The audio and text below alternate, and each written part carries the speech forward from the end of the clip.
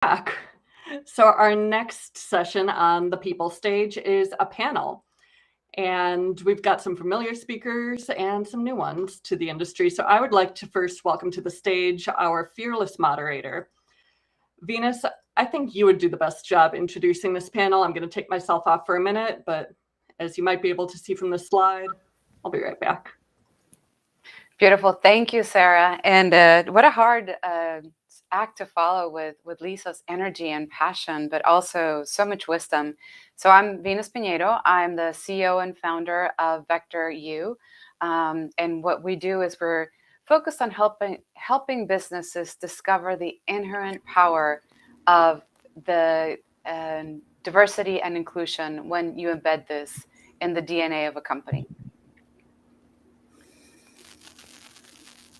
And we have Sarah and Cindy joining us. Today, what we are going to be talking about is diversity, equity, and inclusion in additive manufacturing. And over the next 45 minutes, we're going to get some practical advice on what you can do to support and promote diversity and inclusion in your organizations. So welcome, Cindy. I'm going to let each of you introduce yourselves before we get started. Hi, Venus. Hi, Sarah. And also hello for all the audience around the world. We here another year and we are making history again. It's such an inspiration event. And like Venus, you say, Lisa already set the stage. The energy and everything is so high and is so motivated.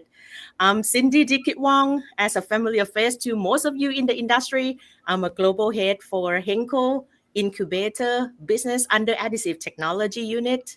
I'm leading or representing the brand you love and hopefully use every day, Loctite. Thank you, Cindy.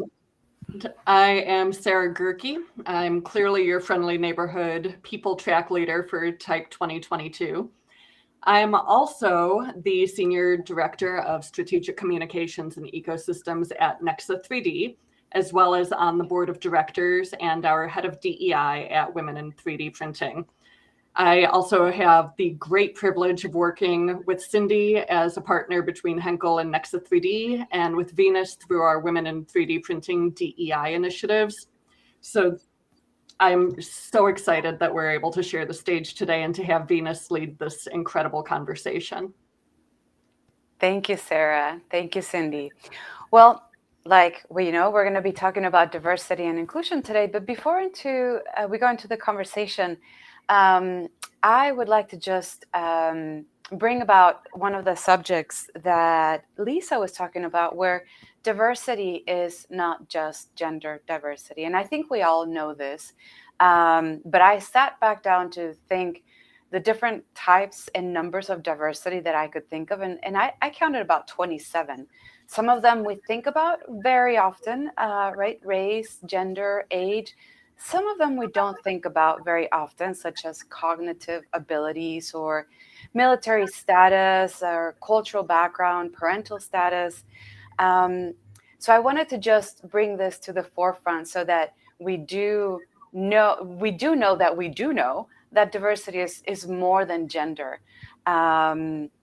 So tech, I want to talk a little bit about tech and how we embrace diversity.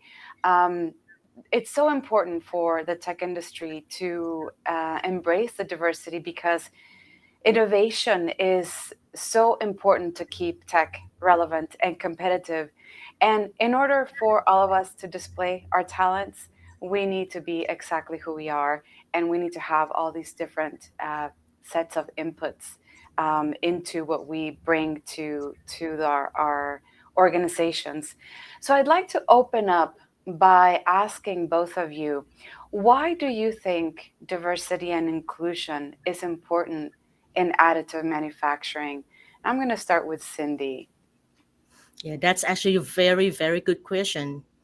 Let's stepping back and look at our industry. 3D printing, additive manufacturing, it's not an old industry. We go back, 40 years old? It's still in the very early adoption stage. What does that mean? It's required a lot of collaboration, a lot of creative thinking, a lot of failure and get up and pivot. That's why for us, having that diversity inclusion element to drive further adoption of the technology, for me, is such a crucial part of it. We cannot do things by ourselves, right? For us in Henkel, we work very close with Nexa because we know having a partnership, collaboration, an element of diversity is a catalyst to drive this forward. And remember, we have a lot of things to do and the big mission to drive further adoption of our technology. That's, for me, is a big piece why diversity is here and why it's so important. Thank you, Cindy. And you remind me of the African proverb, if you want to go fast, go alone. If you want to go far, go together. And I think that's part of what you're saying. We need to bring everyone together to be able to move in this incredibly young and innovative industry. Sarah, what's your perspective? Yeah, I think, if we add another kind of common saying to that, we hear a lot more these days is all boats rise in a rising tide. And I think that's what really highlights the collaborative aspect of this industry. And it's also why I wanted to join a company like Nexa, working with partners like Henkel, because of that collaboration and that difference of thinking. As Cindy mentioned, it's such a young industry and there's just so much room to make a difference. And we are at that intersection, of traditional manufacturing and high tech. And I think we both know what the traditional or expected workforces in both manufacturing and tech look like. And the great thing about 3D printing is it's never what you think it looks like. And why shouldn't that extend to our workforce? It's all about thinking differently. And as Lisa just incredibly explained, there's supreme power in thinking differently, and that's the best way to get forward. So I think we need to really highlight who's doing what in this industry, how they're doing it, how we can come together to make new things, make better things, and innovate together. Thank you, Sarah. And I hear a couple of elements here, a lot of collaboration and the intersection between old ways of doing things and new ways of doing things, bringing traditional manufacturing and additive manufacturing together, and then helping people adopt these new technologies and be open to doing things in a different way. So there's so many elements of diversity, equity, and inclusion. Some of them work and some of them don't necessarily help us move forward. But I know that you've experienced some very successful approaches. And I'd like to hear from your perspective, Sarah, what are some of the key elements of a successful diversity, equity, and inclusion practice or approach? What has really worked for you? What have you seen? The most important thing I've seen is intentionality, and really having kind of, when you're talking about an organizational level, having buy-in from, the top down and to impact the entire team, to have that complete support organization-wide, to really have the psychological safety to bring your whole self to work and to be a valued contributor whose voice is heard on a team. And there's really this aspect to it that it has to be on purpose. It has to be intentional. Creating a company culture is an intentional thing. It seems to evolve organically, but that can only, after a while you have to say, oh, these are what we really stand for. These are our values. These are our pillars. These are the foundations on which we lay our business, on which we add to our team, on which our together, and how we work with partners and ultimately with customers, and ultimately, ideally, to impact the world. Right. So I hear some three very important things: being very deliberate and intentional, having the support of all levels of an organization, but definitely at the very top, and having the psychological safety for somebody to bring their selves and their best selves, hopefully, to work. What would you add to that, Cindy? Yeah, very good point, Sarah. I could not agree more. From my experience, another two elements that I really see driving success of diversity inclusion in our industry. The first one, believe it or not, walking the talk, right? How do we, us, really drive this topic by walking the talk? It doesn't have to be a big corporation initiative. It can be some small little things, but walk that talk. Together we can make that impact. So for me, that's a huge driver, ability to walk the talk. And the second part, very important, and this is experience that I see with my team as well. How do we build inclusive culture, inclusive climate where, like Sarah say, you bring yourself to work, you bring your best self to work, the environment that enabling that employee, that team member to be themselves and be the best of themselves. And that is the element I see driving success of Venus. Thank you. Can you give me an example of somebody that you have seen, Cindy, walking the talk? Like, what does that look like? Yeah, example, basic. When we say we're going to be open-minded and listen to the team, right? What does that really mean? We need to really bring down to a tangible example. If we say we open-minded to listen to opinion around the team, we need to set up something simple, lesson and learn after the product launch. Ask a simple question: what went well? What can we have done better? And how do you feel? How do they feel? How the team feel with that launch? Simple thing, but we need to walk that talk and do it as a part of your management, of as a part of being a leader in the team, as a part of even be a peer to the teammate.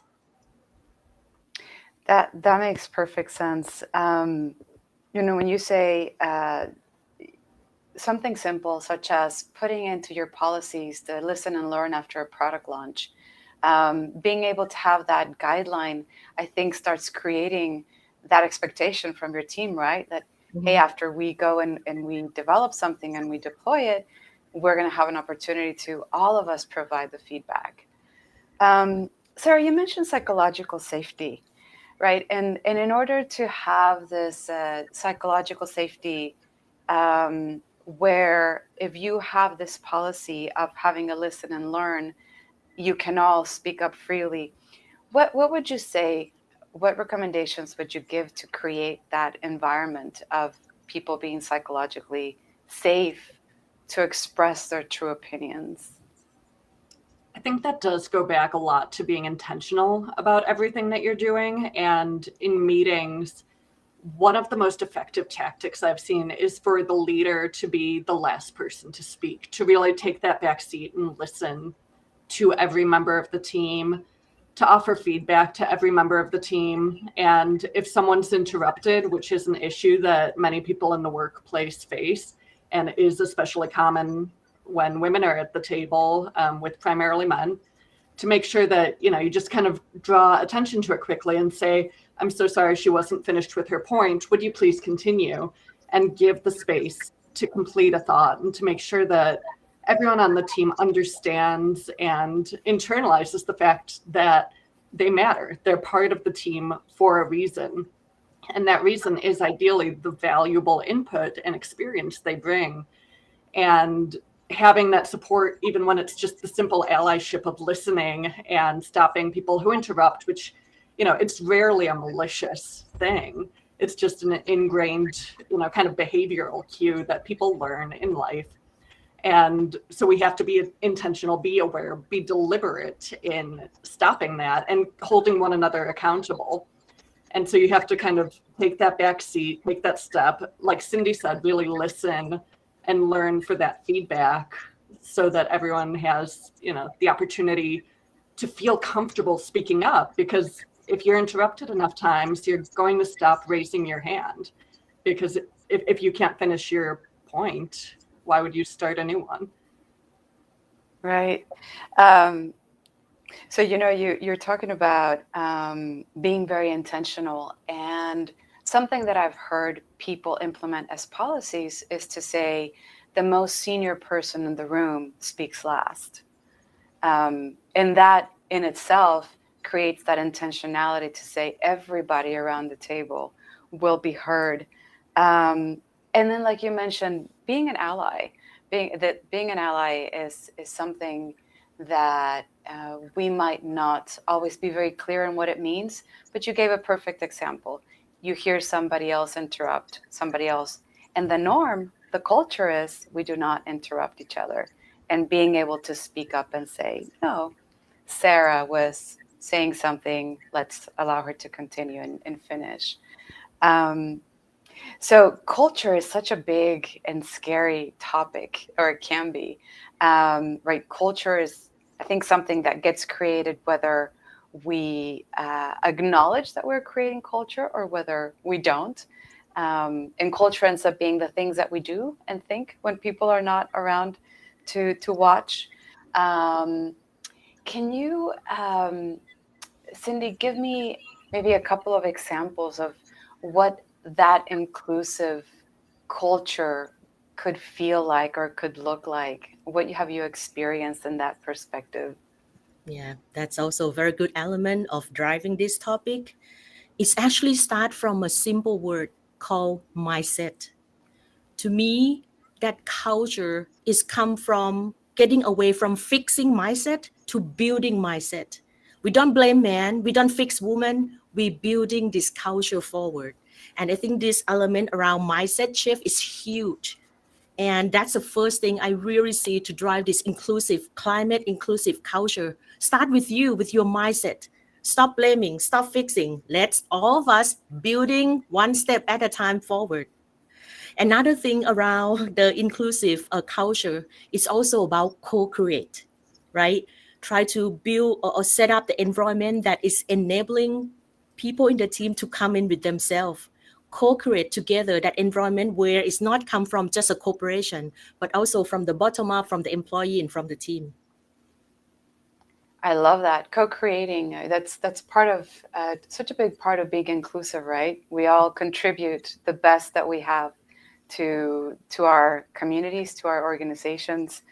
Sarah, do you have anything to add in terms of things that can help create and build that inclusive culture? There are so many ways to go around it about that. And I mean, it does depend on the size of an organization and all of that. Creating safe spaces for people to talk without, fear of having to conceal any part of themselves, ways to share commonalities. Employee resource groups are a wonderful way to get together, have lunch and learn sessions, have kind of happy hours, nice gatherings within your own team, and have those kind of smaller feedback groups. Mentorship relationships can be super important to making new members of the team feel valued, feel included, and, learn the ropes. So having those internal streams of communication and resources that people know how to access and feel like they're part of something is so important as you're building an intentional community and culture. Mm-hmm. So yeah. I hear a couple of, I'm sorry, Cindy, did you want to add something? I'd like to add on that one because, taking some time on the site to get to know the team, get to know employee as a person. We all have story to share. We all have a struggling in life that we can lean in and lean on each other. So spending some time aside to get to know the team, to hear the story. What's the holiday story, right? I'm a mom. What is a kid story? Sometimes I have to set them out like now with daddy so that we can have a quiet time here. We all can share. We have a lot of things that we can connect it as a person. And that create a lot of safety space to bring themselves, to be able to speak up, feel more comfortable. Mm-hmm. So I want to add that to Sarah's. I think it's brilliant, spending time aside on what we do daily, especially as a leader of the group. So I hear there's a couple of things that we can do that are very formal, like creating ERG groups, employee resource group or business resource groups, where people can have an opportunity to connect with each other and also share their perspectives with the business and figuring out how to connect the diverse aspects of the group to the business objectives. But I also hear this beautiful element of mentoring and mentorship and allyship. That also goes along with what Cindy, you're saying, with getting to know somebody, getting to know their unique perspectives that can really help you see each other as the unique individuals that we all are, that we can bring and to our environments. I was thinking right now, and it's funny talking about allyship and letting people not be interrupted. And the term mansplaining came up. And what was really, really funny is my husband is an electrical engineer, and so he is listening to a leadership book. And the other day over dinner, he's like, "Let me tell you what mansplaining is." And I laughed a little because he was sort of trying to mansplain what mansplaining was. So we have a couple of questions that I want to start bringing into the conversation and get your feedback, Cindy and Sarah. One of the questions we have is, when it comes to implementing D&I initiatives in existing workplaces, how do you recommend getting those that might be set in their ways to listen and learn? Sarah, you want to go first? Sure. Obviously, that's a big question, and it differs based on the sense that someone is set in their ways, because a lot of people who seem set in their ways, often that will refer to people of a certain generation who might be best described as gooey nougat encased in hard candy coating. And so you just have to figure out how to get to that soft center, which really just means speak to them as a person. And there are so many people who don't understand what their colleagues experience, or that those experiences might be different, and that opportunities are different based on where you're born, what you look like, what your name is, where your education happened, how old you are. All of these things make very different experiences, and getting someone to understand that is a crucial first step, which just involves, connecting on a human level. And a lot of that, it can be informal, like, hey, let's grab lunch and talk. It can be formal, like, can we sit down with HR and discuss why this comment was inappropriate and I don't want to be called honey in the workplace.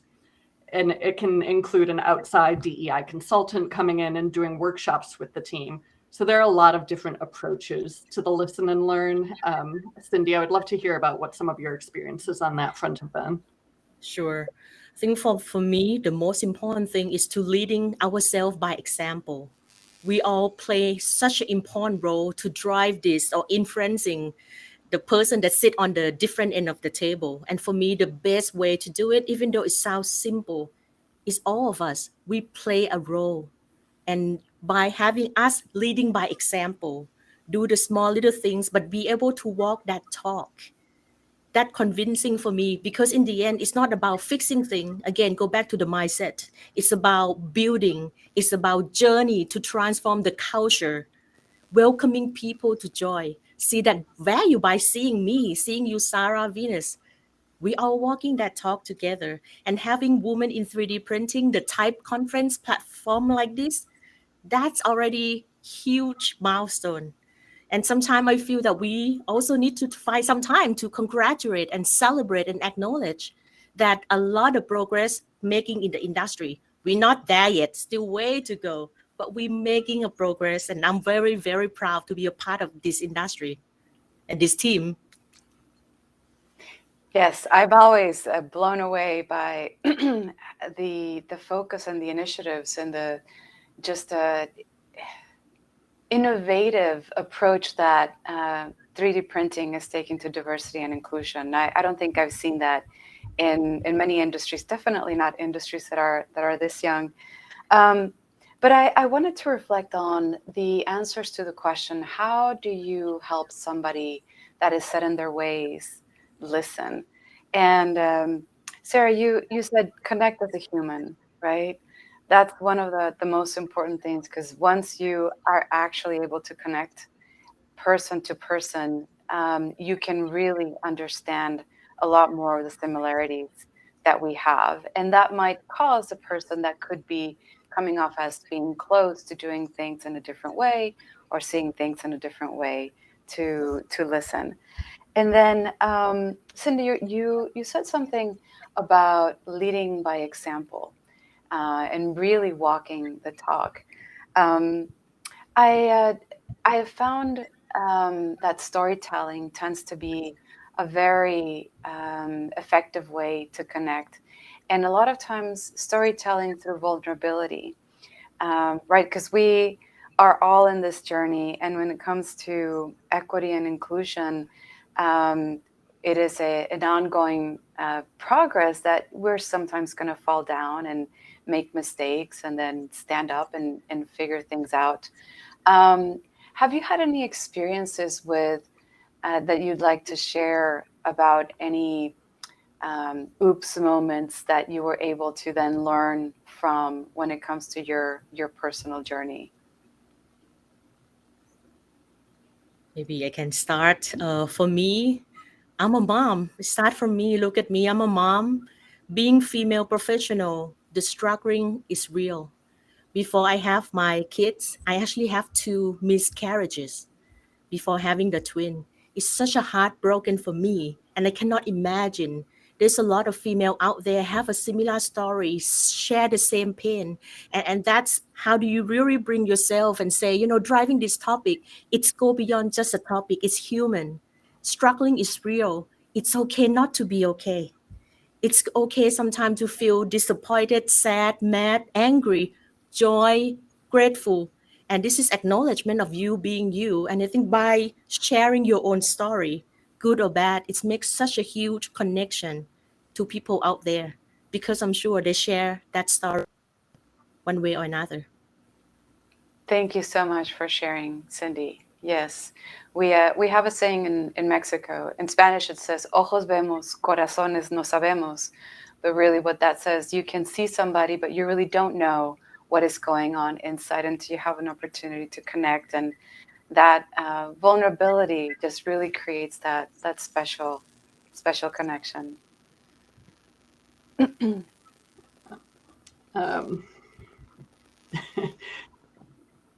It's a hard one because, Cindy, my heart goes out to you and everything that you've been through in your family. And I know that you've got your beautiful boys now, so that's wonderful. I think we all also start on that human relationship in, obviously very different ways, and start on this journey in different ways. And for me, I got deeply involved with women in 3D printing about 5 years ago after I experienced sexual harassment at an industry event. And I had been aware before that point that I was often the only woman at a table, if not in a room. And it was a strange position to be in because I was acutely aware of that, but there was a kind of guilt going along with that at the time. I was on the media side of the industry, so I wasn't even in the industry. So I wanted to help, push women forward, but I was like, I'm not on the technical side. I'm not on the inside. I'm not really a voice for women here, but I realized I could use that platform that I had to share my story, to meet with other women, connect with other women, and help share their stories. And when I did experience unpleasant situations in the industry, I used the privilege of a platform to talk about it. And we're taught as women a lot of times to brush that off, to keep walking after someone grabs you. And at the time, you know what I did? Looking back, I don't love that I just kept walking or that I just tried to remove a hand from me. And violence is never the answer, but I've never been sadder about not having slapped someone. In retrospect, I'm glad as a person I didn't slap another person, but it's difficult to know how to react in the moment. And so I spent a lot of time talking to other women, and there are so many stories. And it's not just women, it's happened to men too within the industry. But the more that we can talk about that and hold each other accountable for behavior, and if you see something, step in, be the ally someone needs. Don't white knight. That's not what someone needs. People don't always need a knight in shining armor. They need an ally and a friend and someone to be with in the moment. And so if you can be someone's safe space, be someone's safe space. And I recognize, in retrospect, it was a complete matter of privilege that I didn't get involved with women in 3D printing before that, as a middle-class white woman who's, decently educated and just kind of wandered into the industry and stepped immediately into leadership positions. I was so privileged to just have what looks like an easy journey. I've been through a lot in life, but my career progression wasn't especially difficult. And not everyone can say that. So the more that I got involved with women in 3D printing, the more I learned to listen to other people's stories and to use my privilege, my platform, to amplify those stories. The way I like to say it is just Will Smith, everyone. Just do that like he did to Jada. And just, have you met Venus? Have you met Cindy? Have you heard their stories? Let's listen. Let's be in this together. And I think that we need to be there for one another. I think I've gotten away from the question because when we get into personal topics, obviously there's a little more emotion attached, but I know, again, that this is a safe space to share this. And I think it is important that we talk about difficult things we've all been through and to recognize that that impacts our industry. So many times we come up with the question of why do we need to talk about diversity in 3D printing? We only need to talk about the technology. We don't. Women in 3D printing had a very powerful Stop Asian Hate panel last summer, where I felt so lucky to listen to my colleagues from the Asian community in this industry. Our colleagues are all being impacted right now. The Black community, the Asian community have both experienced incredibly difficult times in the last few years. And we need to realize those are the people we work with. Those are the people forming this industry. Those are the people creating the technology. If they're not at their best, how can we as an industry be at our best?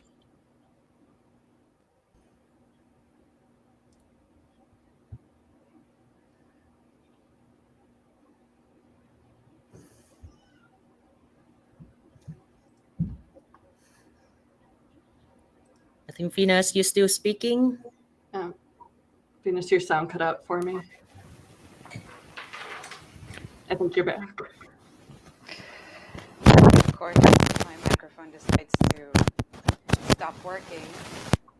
There we go. Can you hear me now? Yes. Okay. What I was saying, Sarah, is it's a very difficult thing to share, and really I'm grateful that both you and Cindy have opened up your hearts and shown this vulnerability. And you've given us a perfect example of creating a psychologically safe space where you can truly connect to the experience and the identity of others. And that's one of the first steps in really being able to create an environment of inclusion. You're talking about, the Asian hate that our colleagues are experiencing. When you think about these 27 different dimensions of diversity that I mentioned that I could think about, we all have different things that are important for us, and we all have the beauty that comes with and the strength with that diversity and the challenges as well. I love analogies, and I like to remember that, diversity is being invited to the dance. Inclusion is being asked to dance.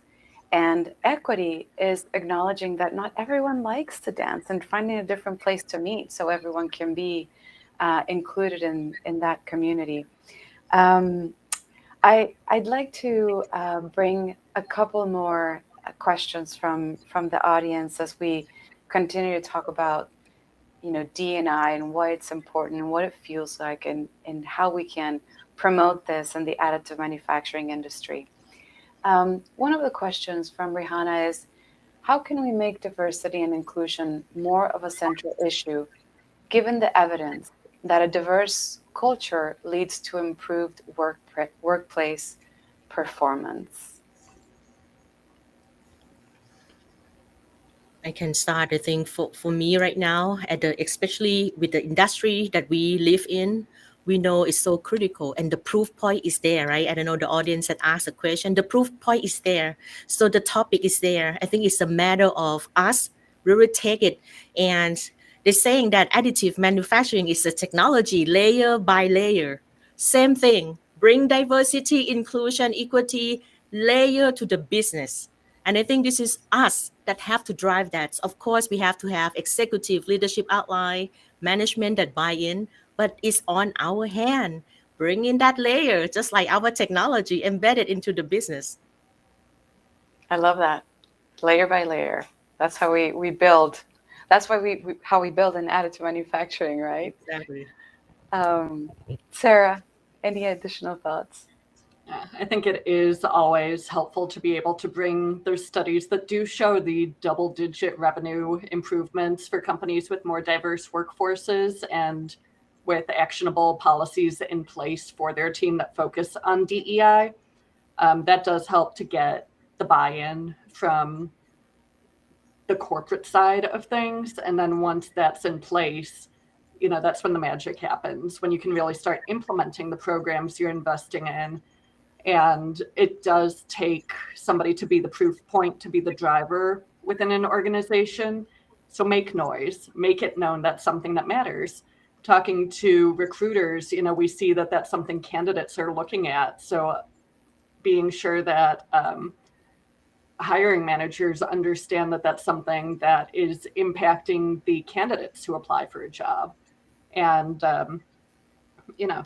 presenting the business case helps. Mm-hmm. And then the actual human side of the work can begin. So it is helpful that there are, in fact, studies available that show that investment on DEI has a solid ROI for the team, when the argument of let's be better itself isn't enough. Right. I think that the business case can sometimes be a double-edged sword, but it's definitely foundational, right? Because everyone comes at this work from a different perspective, and those that need the numbers, we can, thank goodness, prove through so many studies that are out there what the business case shows as to why it's important. And the other thing that I would just add there is always connect the D&I to your business objectives. That makes it so much easier to get support at every level of the company.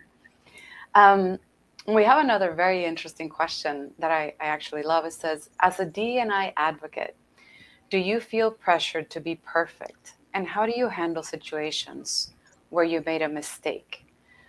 How do you make sure that you are able to be continuously learning? And I'm just going to add a little thing here to say, I have made myself so many mistakes, and those moments have been the basis of incredible growth and learning and humility for me.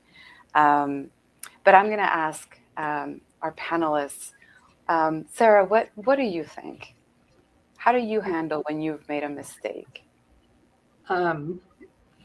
I have been creating with an incredible team DEI programming for the first time at Women in 3D Printing.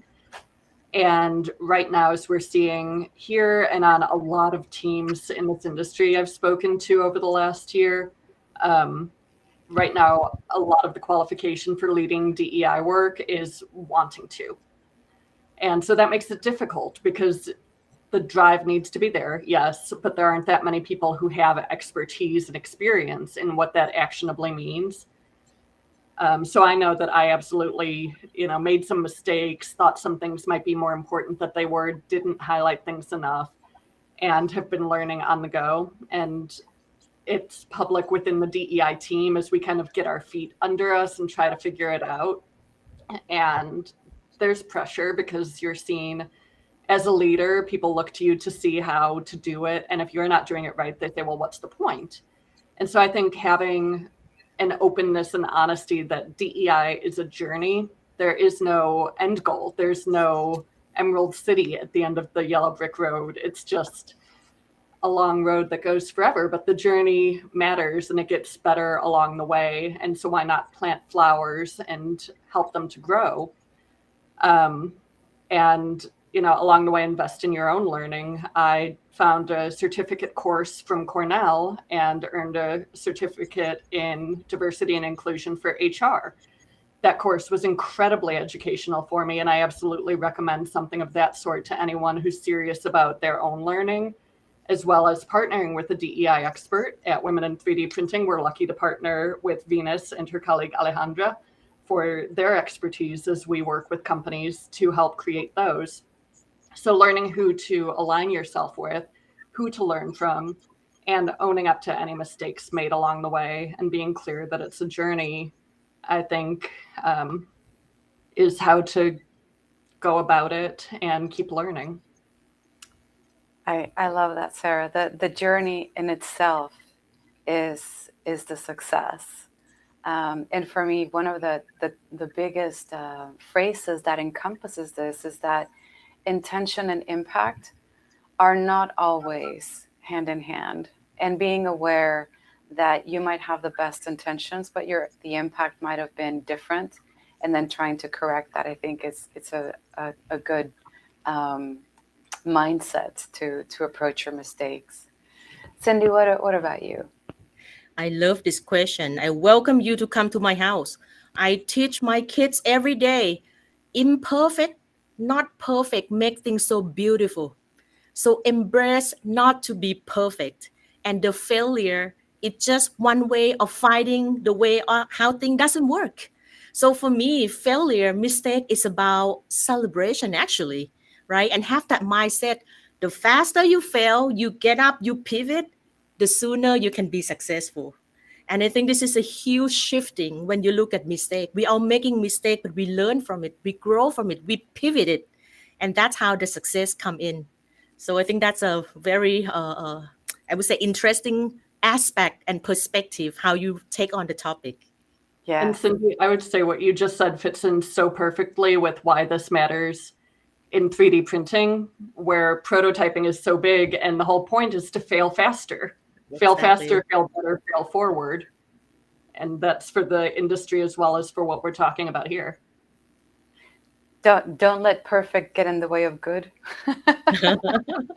In theater, I was a theater major in college, and one of our professors, his tagline was, "Done is good." We had a lot of perfectionists working on the technical side, and eventually who would have to stop us and say, "Done is good." It's one of those the show must go on kinds of things, but the set won't be perfect, but it needs to go up. So done is good, doing is good. Yes, doing, the active process. Well, I think we have about 1 minute left. Do we have any more questions, or is there anything that you would like to add, either Cindy or Sarah? I would like to say that Women in 3D Printing DEI will have a lot happening in 2022. So be sure to look out for what we're doing. We'll be working with some and utilizing Venus's expertise. At Nexa3D, we'll be working with like-minded partners like Cindy and the team at Henkel. And who you work with is so important to how you continue on the journey. So also, reach out. Women in 3D Printing loves partnerships. Nexa3D loves partnerships. And I love a conversation. So let's all get in touch. I'll be on the networking floor soon. I hope to see you all there too as well. Cindy, final words? Yeah. For me, doing nothing is not enough. It's in our hand. We welcoming all of you out there. Come join us in the journey. Small step, big step. Come join us, and then we can drive that culture transformation together. Well, thank you both, and thank you to TIPE and Women in 3D Printing. You're doing amazing work, and I feel so blessed to be part of this journey. And Thank you. you have some more networking sessions. Looking forward to continuing to learn from all of you. Same here. Thank you. Bye-bye for now.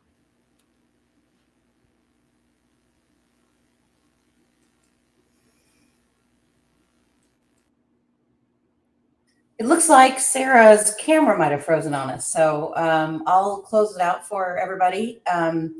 We're now taking a break. We're going to head back to the networking floor, the main stage, for some networking. We're going to have a nice long break. Definitely take advantage of this time to visit the sponsors tables, and then we'll be resuming in a few hours with our blocks for Asia.